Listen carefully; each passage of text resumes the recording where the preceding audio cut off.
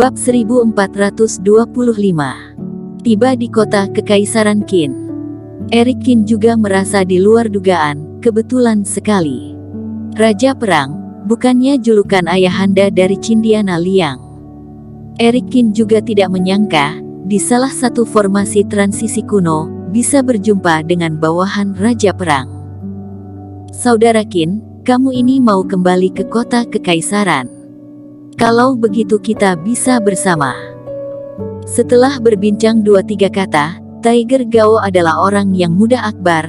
Mendengar Erik Qin pergi ke kota Kekaisaran, langsung mengajak Erik Qin untuk jalan bersama. Terhadap status Erik Qin, Tiger Gao juga tidak bertanya banyak. Keluarga Qin merupakan keluarga Kekaisaran, juga merupakan klan besar, anggota klan juga sangat banyak. Erik Qin menganggukkan kepala, bertanda setuju. Hui Jue si brengsek ini, datang mengantar dirinya setengah jalan lalu hilang. Dia mengira Hui Ke akan segera mengejarnya, oleh karena itu rute ke kota Kekaisaran hanya secara kasar memberitahunya. Meskipun dirinya berjalan sendiri juga tidak akan ada masalah, tetapi jika ada orang yang tahu rute jalan, itu akan lebih baik. Kalau begitu merepotkan kakak Gao, kata Erik Qin dengan tersenyum. Jangan berkata demikian, aku juga sangat kagum dengan ilmu penguat badan milik kamu. Sepanjang jalan ini kita bisa saling berbagi intuisi, kata Tiger Gao. Segerombolan orang masuk ke dalam formasi transisi kuno, meninggalkan tempat ini. Sepanjang jalan ini, Erik Qin juga sangat banyak mendapatkan. Luas permukaan dinasti Qin ini, lebih luas dari wilayah timur.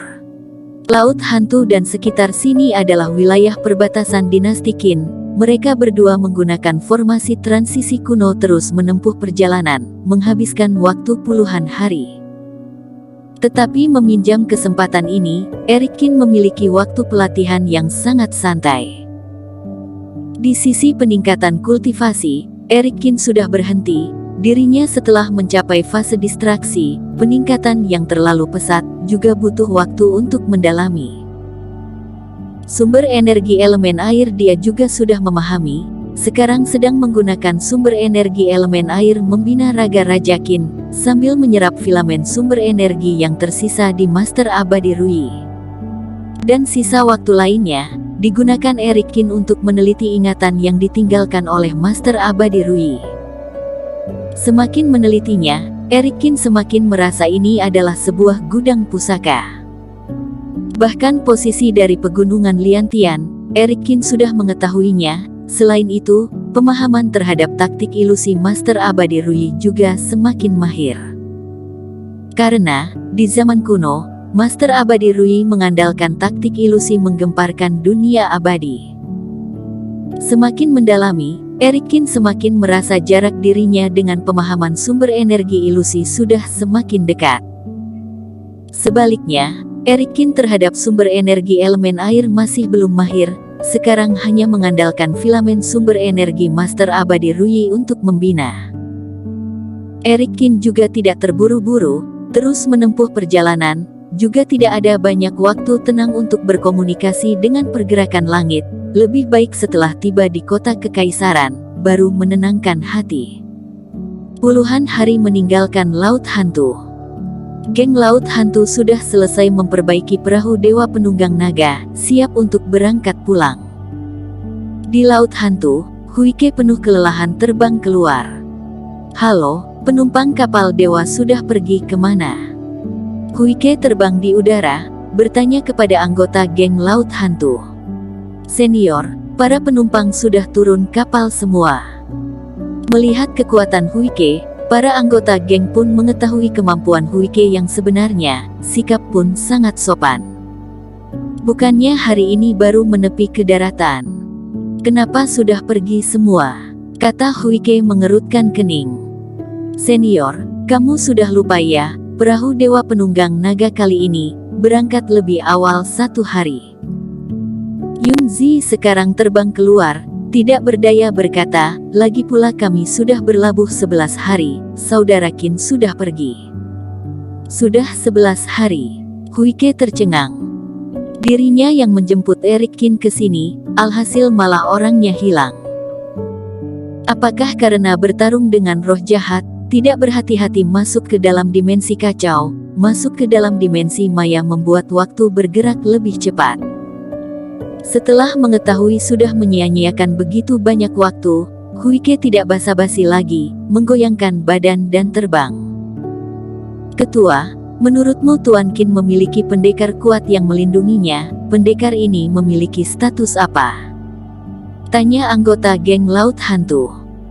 Pendekar ini setidaknya berada di fase penilaian, untuk status Tuan Qin kalian tebak sendiri. Yun Zi pun menarik napas panjang. Di luar kota dinasti Qin. Di saat Eric Kin dan Tiger Gao sudah berjarak puluhan mil, dengan mata telanjang bisa melihat kemegahan dari istana kekaisaran ini. Saudara, di perjalanan ini bisa berjumpa dengan kamu ini semua adalah jodoh kita. Sekarang aku harus pergi mencari Raja Perang, dan tidak masuk ke dalam kota, kita di sini saja berpisahnya. Kata Tiger Gao sambil mengangkat tangannya memberi salam. Eric Kin juga tersenyum melambaikan tangan. Setelah itu, melihat permukaan lantai yang luas ini, bagaikan seekor binatang buas sedang mengelilingi kota ini, Eric Kin pun menghela napas. Kota Kekaisaran Qin, akhirnya dia tiba di sini juga. Di pintu masuk kota, banyak orang yang lalu lalang, sangat ramai. Meskipun kota Kekaisaran Qin ini adalah kota kultivator, tetapi dilarang menggunakan jurus terbang, oleh karena itu, dilihat dengan mata, di tempat ini semuanya seperti orang awam. Di depan pintu gerbang yang raksasa ini, semua orang berbaris dengan rapi untuk keluar masuk. Ada 3 pintu yang saling berdampingan, pintu di 2 sisi terbuka untuk orang keluar masuk, sedangkan pintu yang di tengah tertutup rapat. Meskipun pintu di 2 sisi sangat padat dan macet, tetapi orang yang lalu lalang tidaklah mengeluh. Karena gerbang pintu tengah yang mewah ini adalah pintu utama kota kekaisaran, hanya kaum bangsawan klan Qin di saat acara penting baru dibuka dan digunakan. Dan hari ini, pintu utama kota kekaisaran Qin mendadak terbuka. 3 ekor naga emas meraung, lalu terbang melewati pintu utama. Di belakangnya menarik sebuah kereta yang diikuti ratusan prajurit kekaisaran keluarga Jin. Dan orang yang memimpin adalah seorang pria paruh-baya yang memakai baju sutra emas dan mahkota giok di kepala. Saat ini dia tersenyum berjalan keluar. Naga emas dan prajurit pun memberi jalan. Awalnya pintu besar kota kekaisaran Qin yang ribut ini, seketika menjadi tenang. Pintu utama kota kekaisaran terbuka, pasti ada tamu agung, tetapi belakangan ini juga tidak mendengar orang dari dinasti lain atau wilayah lain yang akan datang. Orang tadi, bukannya anak sulung dari Kaisar Qin, Dennis Qin. Iya, aku juga melihatnya, tapi, siapa sih yang sebenarnya akan datang, hingga Dennis Qin bisa membawa pasukan untuk datang menyambut. Pasukan yang sangat besar. Andai saja seumur hidup aku ini bisa disambut dengan upacara penyambutan yang sebesar ini, sudah puas. Kamu, lebih baik kamu bercermin terlebih dahulu. Di luar puluhan mil, naga emas membungkukkan badannya, para prajurit berlutut dengan 1 kaki, aura menggemparkan langit bumi. Dennis Qin tersenyum berjalan ke depan Eric Qin. Kakak, penyambutan ini terlalu besar. Eric Qin masih tidak bisa beradaptasi. Masih normal ini, kamu adalah adik kandung aku, juga merupakan anak dari Kaisar Qin, penyambutan seperti ini masihlah normal. Ini karena kamu belum masuk ke tanah leluhur, jika sudah mungkin penyambutan akan lebih besar dari ini. Ayo, mari kita pulang. Dennis Qin dengan ramah menarik Eric Qin, naik ke atas kereta. Selanjutnya, naga emas pun kembali terbang, para prajurit dengan semangat mengikuti dari belakang. Hanya dalam sekejap mata, segerombolan ini lewat dari pintu utama kota kekaisaran. Setelah itu, pintu besar mendadak kembali tertutup. Di dalam kota kekaisaran dilarang memakai jurus terbang, terkecuali bagi keluarga kaisar. 3 ekor naga emas ini melewati jalan kota, menarik para kultivator yang ada di dalam kota. Akhirnya, kereta naga ini pun berhenti di istana kaisar.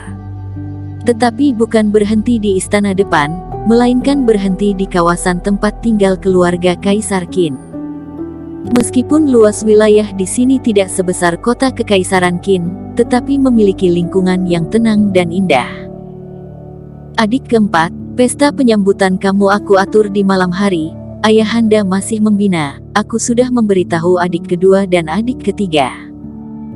Sekarang di sini hanya ada adik kelima. Jika kamu tidak capek, aku bisa membawa kamu pergi ke tempat tinggal kami. Adik kelima juga ada di sana. Masuk ke dalam, Dennis Qin pun dengan ramah menjelaskan. Bersambung.